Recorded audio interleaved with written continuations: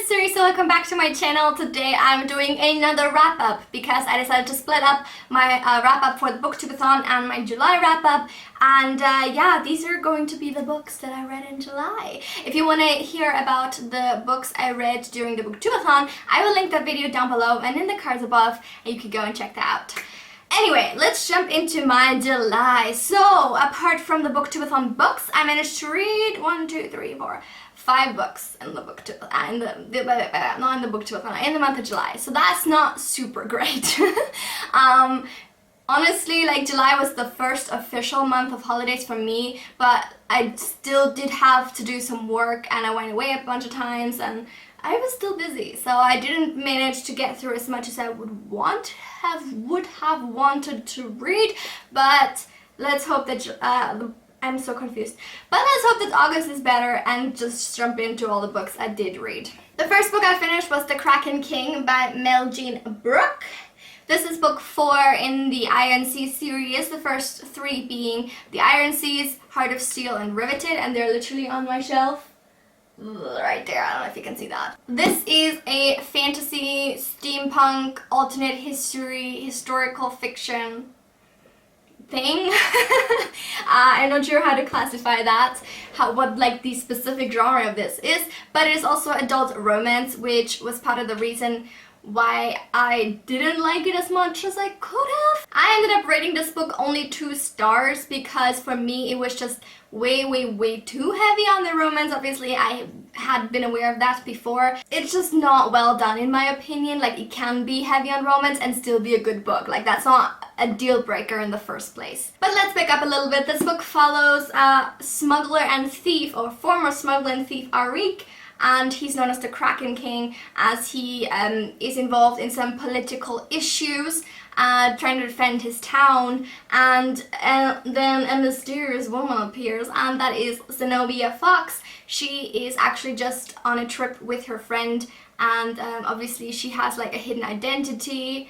If you've read the previous books, you know that, but like, I don't know how much to reveal of this. But anyway, she's basically ready for an adventure because she's a writer and usually she just writes about adventures, but now she also wants to experience them. And they're kind of like me, and things happen, and basically they fall in love at page 30, 40, I don't know. It's literally insta-love. Like, it's not even trying not to be insta-love. But then, because the book is 600 pages long and, you know, having them be happy for most of that would be boring, there is a lot of unnecessary miscommunication. And I mean a lot. Like, honestly, it doesn't stop. It goes back and forth. One person thinking the other person is gonna leave them, so they're like closing up and withdrawing, and the other person is like super insecure instantly and like, oh my god, they hate me.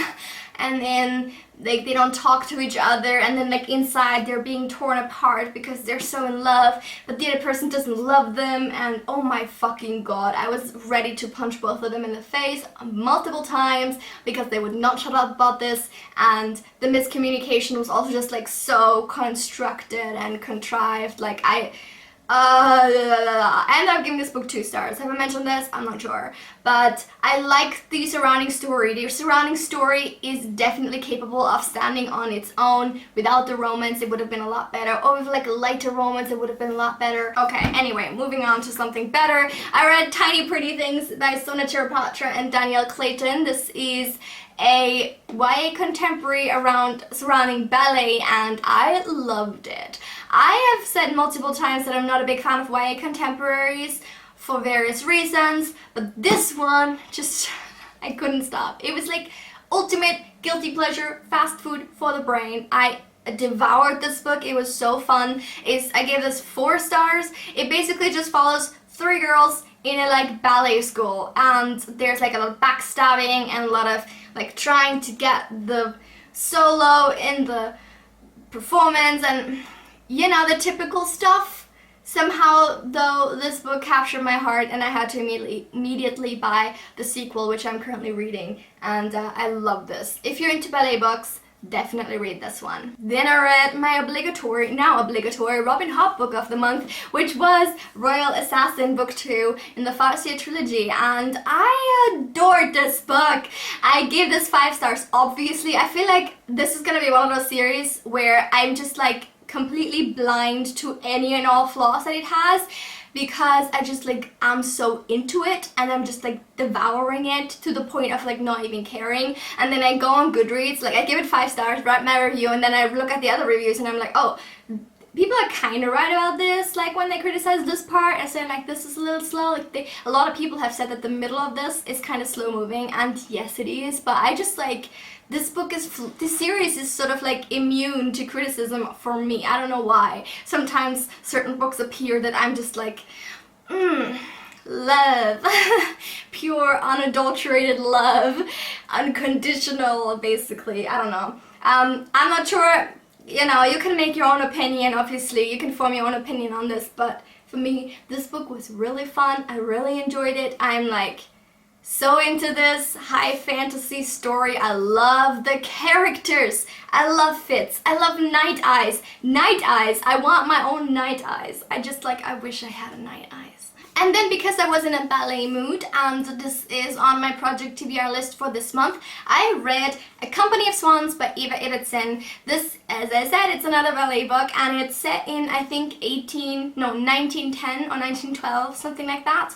And it follows this girl called Harriet. She's British, and she lives with her uncle, and she lives with her dad and her aunt, sorry. You know, she's a very bright girl, but she's also very adventurous, or like interested in adventure. Like she can't have adventures because she's a girl in the 1910s, and she takes ballet classes, and this guy comes to their classes and he says that he's looking for dancers to come with him to the Amazon, where he's gonna put on a performance with his like little group, and she wants to go, so she agrees, but her dad and aunt are trying to stop her, so she kind of flees there, and there she meets a British exile that has some connection to someone else that she knows in Britain, and the story, it's just so cute. I just like, it is such a cute romance. It is such a cute, just overall story. It's so whimsical and so well written. Like, when I was a kid, I read a bunch of books by Eva Ibbotson. It's the German translations, and I adored them. Her style of writing is just like it's so special and so beautiful that I don't even know how to explain it, really. And this is another one of those YA books that is not dumbed down. I love this. It gave this 4 stars as well. Again, didn't really have any criticisms. I just like adored it. I mean, it got a little bit cheesy at times, but then again, it is in the like early 1900s, so I'm not sure. I don't know. This definitely though was a really, really good book, and if you haven't read Eva Ibbotson before, I highly, highly recommend it. And finally, I read a non-fiction book. This is So You've Been Publicly Shamed by Jon Ronson. This was a super quick read. Like, I was surprised by how fast I flew through this, but it was so fascinating. Basically, Jon Ronson is a journalist, and he wrote he kind of followed up on stories where people were kind of called out on the internet for something that they did or allegedly did or said, like a bad joke that they made that then blew up on Twitter or something, and the fallout of which kind of ruined their lives essentially, and like how this shaming culture of ours nowadays has kind of developed and kind of even came about. And he sort of just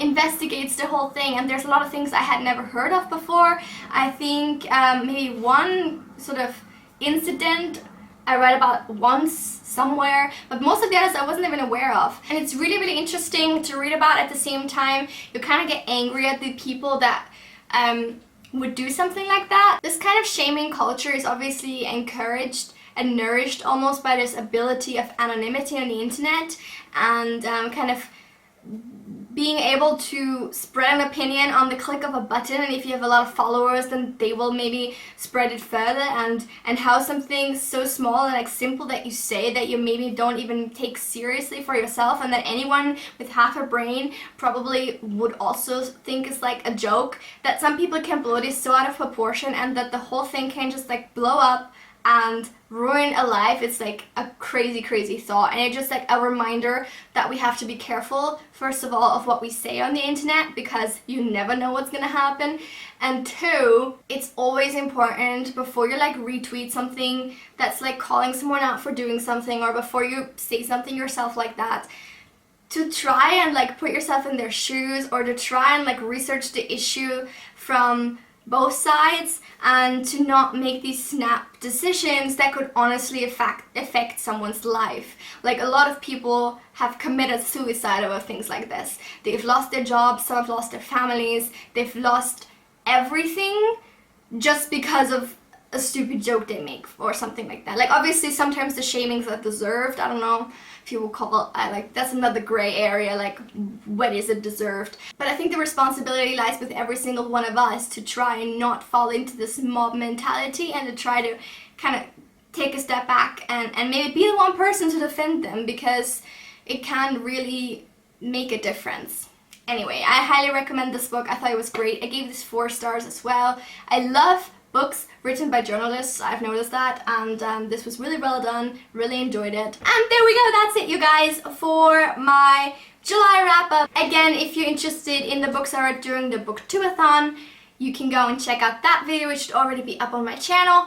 And yeah, leave a comment down below letting me know what your favorite book was that you read this month. I think mine was Royal Assassin, and I can't wait to read the 3rd one. I'm so excited, it's gonna be so good. Anyway guys, don't forget to like and subscribe, and come back very soon for another video. I will see you then. Have a lovely week. Bye!